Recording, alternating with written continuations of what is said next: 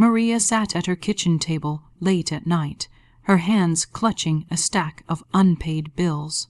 The single dim light above her flickered as if mocking her, casting shadows across the small, worn-out apartment. The refrigerator hummed softly in the corner, almost empty except for a half-finished carton of milk and a few eggs. The weight of her circumstances pressed on her chest like a stone she couldn't move. Every number on those bills felt like a reminder of failure. She had tried again and again to get ahead extra shifts at work, selling old clothes online, even skipping meals just to stretch what little money she had. Yet, no matter how hard she tried, the cycle of lack seemed endless. Her thoughts drifted back to all the promises she had once believed in. The idea that hard work alone would be enough to build a better life, but life had been cruel. Opportunities passed her by, friends she had once trusted faded away, and family members were too burdened with their own struggles to help. Poverty wasn't just her situation. It felt like a curse, a chain around her life that nothing could break. The night felt heavier than usual. Maria pressed her forehead against her hands, fighting back tears. She whispered into the silence, "God, why me? Why does it always feel like no matter what I do, I can't move forward?" Her voice cracked, the sound echoing in the emptiness of her tiny home. She had prayed before, but lately her prayers had felt hollow, like words spoken into a void that no one was listening to. She pushed the stack of bills aside and went to the small shelf in her living room. Her fingers brushed against old, forgotten books she had collected over the years. She wasn't even sure why she kept them. Dust gathered on the covers, pages yellowed with time. One slim book caught her eye, its spine faded but intact. The name seemed vaguely familiar, Florence Scovel Shinn. She pulled it out and sat back down, turning it over in her hands. Maria had heard the name once before in a conversation at church years ago. Someone had called her a woman of faith who understood the secrets of life. But in her struggles, Maria had forgotten all about it. She flipped open the fragile pages, skimming through until her eyes landed on a passage that seemed to glow from the paper itself. A psalm Florence described as a key to breaking curses, a prayer of faith and divine abundance. Her heart quickened. It seemed too good to be true. Could words on a page really change anything? Could a simple psalm, spoken with faith, shift the weight of poverty she had carried all her life? Maria wasn't sure. Doubt gnawed at her, but deep inside, beneath the layers of disappointment and fear, a tiny spark of hope flickered. What if this was the answer she had been begging for? She read the passage again, slower this time. The words felt powerful, ancient, carrying a resonance that stirred something in her soul. They spoke of freedom, of release, of abundance that comes not through struggle alone, but through trust in God's infinite supply. Tears welled in her eyes as she realized she had nothing left to lose. She had tried everything else. Why not this? Maria placed the book gently on the table and reached for a small candle she kept on the shelf. She lit it, the flame dancing softly, casting a golden glow over the worn-out room. For the first time in months, the air felt different, lighter, almost sacred. She folded her hands, closed her eyes, and began to whisper the psalm aloud. At first her voice was shaky, barely above a whisper, filled with uncertainty, but as she continued, something shifted. Each line carried a strength she hadn't felt before. Her words grew steadier, louder, infused with a strange confidence. It was as if the psalm wasn't just coming from her lips, but from a place deep within her, a place connected to something far greater than herself. As she spoke the final lines, Maria felt warmth spread through her chest, a calm she couldn't explain. It was as though An invisible weight had been lifted, and for the first time in years she could breathe freely. She didn't know what would happen next. She didn't have answers or a clear plan. But in that moment, she truly believed, that change was possible. Exhausted but strangely at peace, she blew out the candle, climbed into bed, and pulled the blanket around her. Her mind was quiet, her heart still humming with the words of the psalm. She whispered one final prayer before drifting into sleep. God, I trust you. I am ready to be free. For the first time in what felt like forever, Maria's sleep was deep and undisturbed. No nightmares of unpaid bills, no anxious tossing and turning. Just silence, peace, and a quiet sense that something had already begun to shift in the unseen. She didn't know it yet, but that night marked the beginning of a transformation that would unfold within just 24 hours. The morning sun streamed through the thin curtains, spilling golden light across Maria's small bedroom. She stirred slowly, rubbing her eyes, and for the first time in a long while, she woke up without the usual heaviness pressing against her chest. It wasn't that her problems had vanished overnight. The bills still waited on the table. The fridge was still nearly empty, but something inside her felt lighter, steadier, like an invisible hand was holding her together. Maria sat up, clutching the blanket around her shoulders. She remembered the psalm she had prayed the night before. The words still echoed softly in her mind, weaving themselves into her thoughts as though they had taken root in her spirit. She felt an unusual calm, but also a quiet expectation, as if something unseen was shifting in her favor. She made her way to the kitchen and poured herself a small glass of water. Her phone buzzed on the counter. Her heart sank slightly. She expected another bill reminder or a debt collection notice, but when she picked it up, she froze. It was a message from an old friend she hadn't spoken to in years. Maria, I don't know why, but you came to mind this morning. I've been looking for someone reliable to help with a small project at my office. Are you interested? Pay is good, and it's short term. Her breath caught. It felt almost unreal.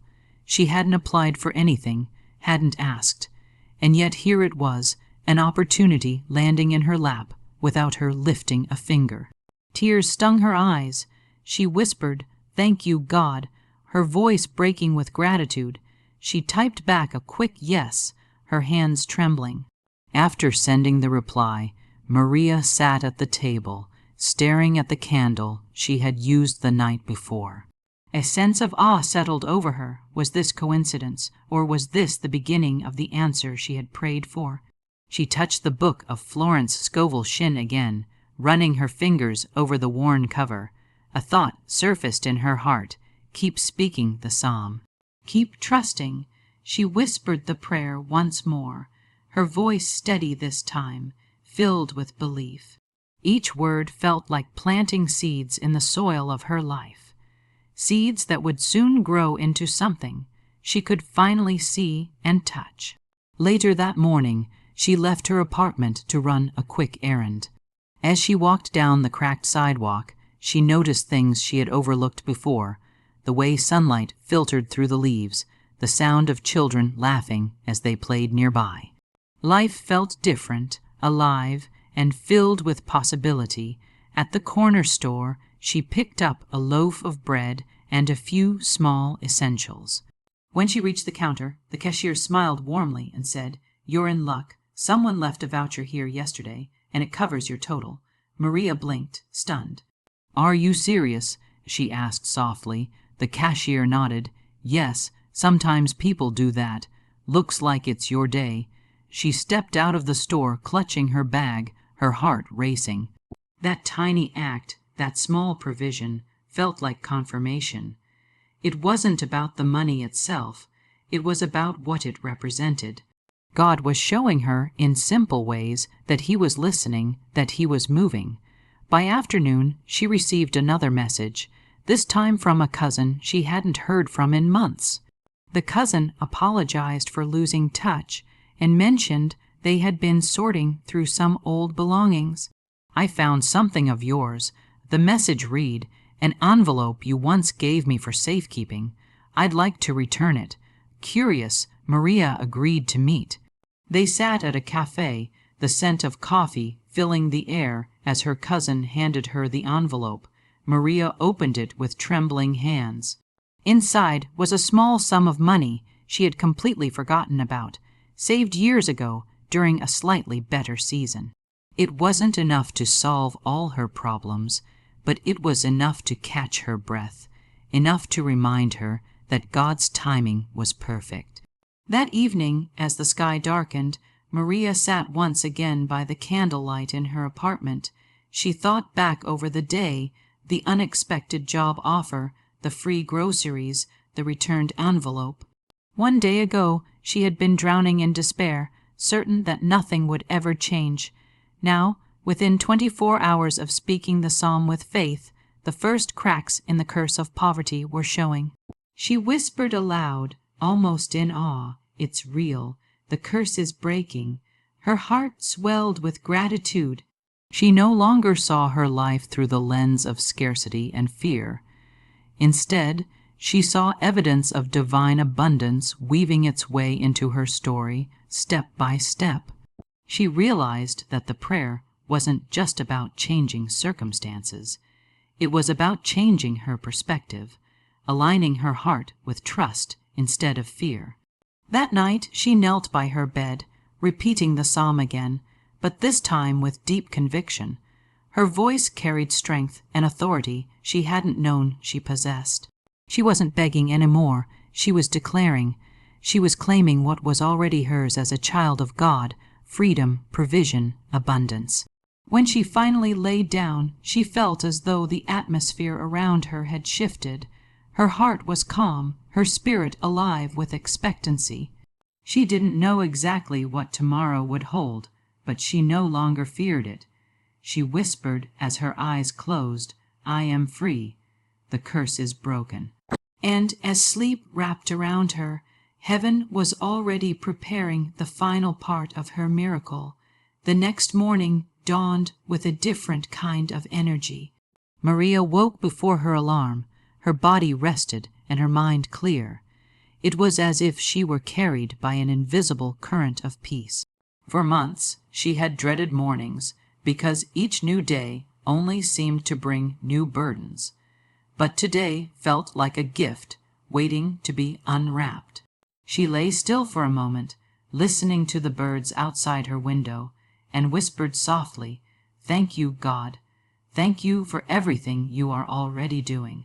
She rose and prepared herself for the day, humming quietly, something she hadn't done in a long time. On the table lay the small envelope from her cousin, the groceries gifted to her the day before, and her phone with the message confirming her new part-time job. Each item was a piece of evidence, a testimony that something greater than chance was at work. She touched the book of Florence Scovel Shinn again, and as her fingers grazed the pages, she felt the weight of the words settle in her spirit. She repeated the psalm again, this time not out of desperation, but out of gratitude and authority. Each line rolled off her tongue like fire, filling the air of her small apartment with faith. She no longer prayed as someone begging for scraps. She prayed as someone stepping boldly into her inheritance. And as the words flowed, she felt it. The atmosphere in the room shifted, thick with presence, as though unseen hands were moving to arrange the next chapter of her life. Later that day, Maria walked to meet her friend who had offered her the job. It wasn't in a grand office, but in a small, cozy design studio where they needed someone to manage projects and clients. She had the skills, and the timing was perfect. "We need someone like you, Maria," her friend said with a smile. "Honestly, I don't even know why I thought of you out of the blue yesterday, but I'm glad I did." Maria smiled, her heart swelling with quiet joy. She knew why. It wasn't coincidence, it was divine alignment. She accepted the role, grateful that her faith had opened this door. The pay wasn't extravagant, but it was steady, and it gave her a foundation she had long prayed for. On her way home, her phone buzzed again. This time it was an email. She almost didn't check, assuming it was spam. But when she opened it, her breath caught. It was from her bank. A tax refund she had been waiting for months ago, one she had already given up on, had finally been processed. The funds were already deposited into her account. She stopped on the sidewalk, tears springing to her eyes. She whispered under her breath, "It's happening. Everything is shifting." The rest of the day unfolded like a string of small miracles. Her landlord, usually impatient, called to say he was giving tenants an extra week to pay rent this month. A neighbor knocked on her door offering her some leftover food from a family gathering. Even her broken kettle, which had been unreliable for weeks, suddenly worked again when she tried it. None of these things were massive by themselves, but together they painted a picture of divine care, of a God who was intricately involved in the details of her life.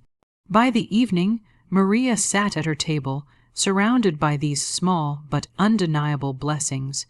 She couldn't stop smiling. Just 24 hours ago, she had felt crushed under the weight of hopelessness. Now she was experiencing what Florence Scovel Shinn had written about, the power of the spoken word, the faith-filled declaration that could unlock abundance and break curses. She lit her candle again, the same one from the night before, and whispered the psalm with tears running down her face. But these were not tears of fear. They were tears of joy, of relief, of breakthrough. She realized something powerful. It wasn't the money itself that marked her freedom, but the shift inside her. The fear was gone. The hopelessness had been replaced with faith. She felt light, free, and aligned with God's abundance. "Lord," she prayed softly, "I see it now. The curse is broken because I believed, because I spoke your word into my life. Thank you for proving yourself faithful. Thank you for teaching me that even when the world says it's impossible, you are able." She leaned back in her chair, staring at the flickering flame. The shadows danced on the walls like living symbols of her journey, the darkness of despair giving way to the light of faith.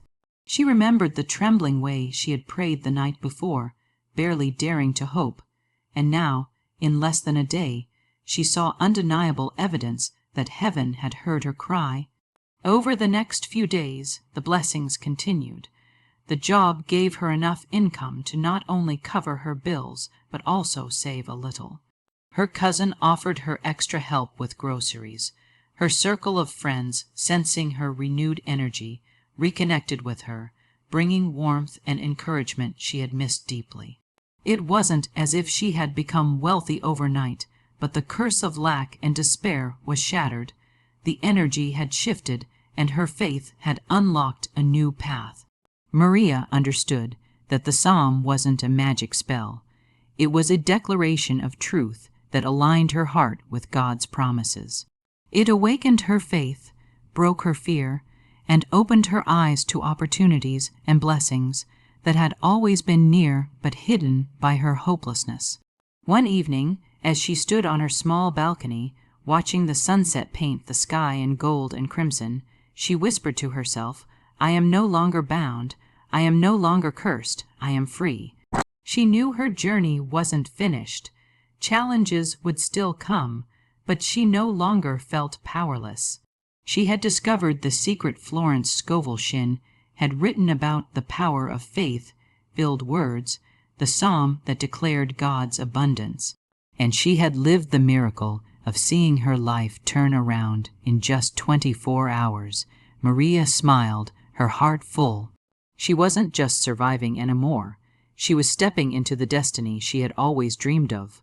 Poverty had lost its grip, and abundance had found its home in her life. And as the stars began to twinkle in the night sky, Maria whispered the psalm one more time, not out of desperation, but as a song of victory. "The curse is broken," she said with a radiant smile, "forever.